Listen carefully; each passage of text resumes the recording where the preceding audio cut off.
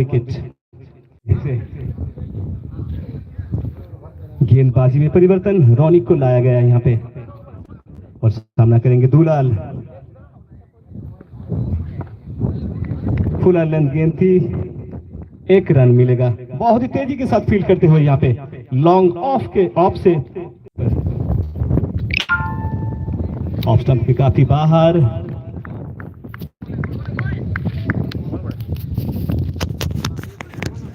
बल्ले से कोई संपर्क नहीं,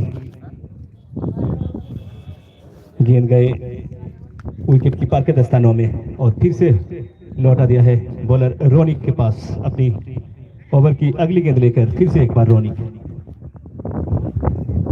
और इस बार फुल टॉस गेंद उठा दिया है।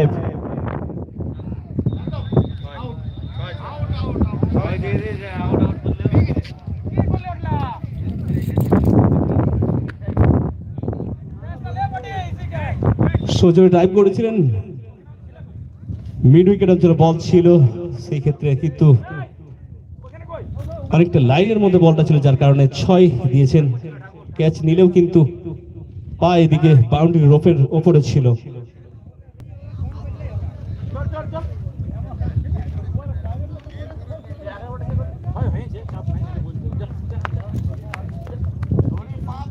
সরফরাজ আবারও প্রস্তুত, রনিক দৌড় শুরু করেছেন। আবারও সোজা ড্রাইভ করেছেন, ব্যাটে বলে কোনো সংযোগ হয়নি, বল চলেছিল উইকেট রক্ষকের হাতে এবং সেখান থেকে ফিল্ডারদের হাত ঘুরে আবারও চলে এসেছে বলার রনিকের কাছে।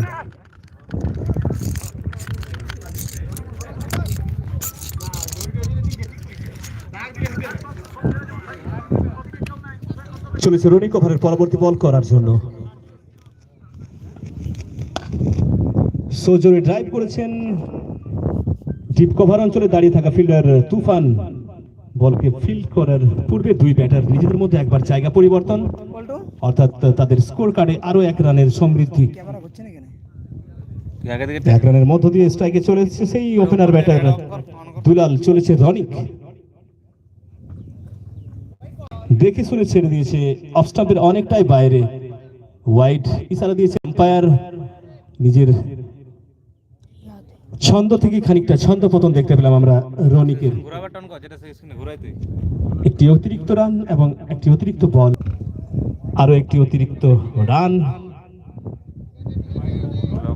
এসপিএল 11 দলের খাতায়।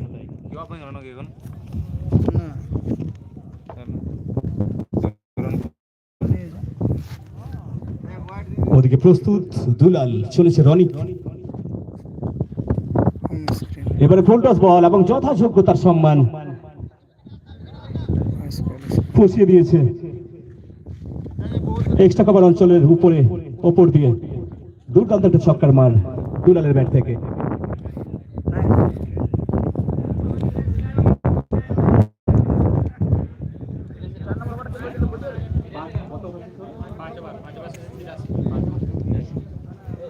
पांच ओवर শেষে 83, 1 উইকেটের বিনিময়ে। At the end of 5 overs, 83. SPL 11 scored 83 for the loss of only single wicket.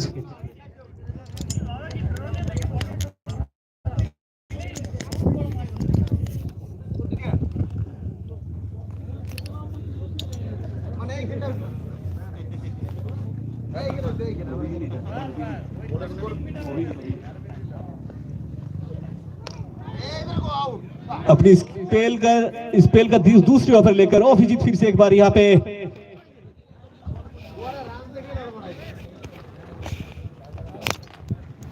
Out हो सकता था, लेकिन ड्रॉप कैच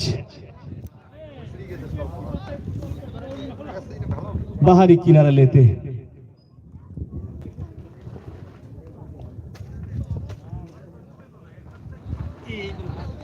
निकल कर करने की प्रयास, लेकिन कोई संपर्क नहीं।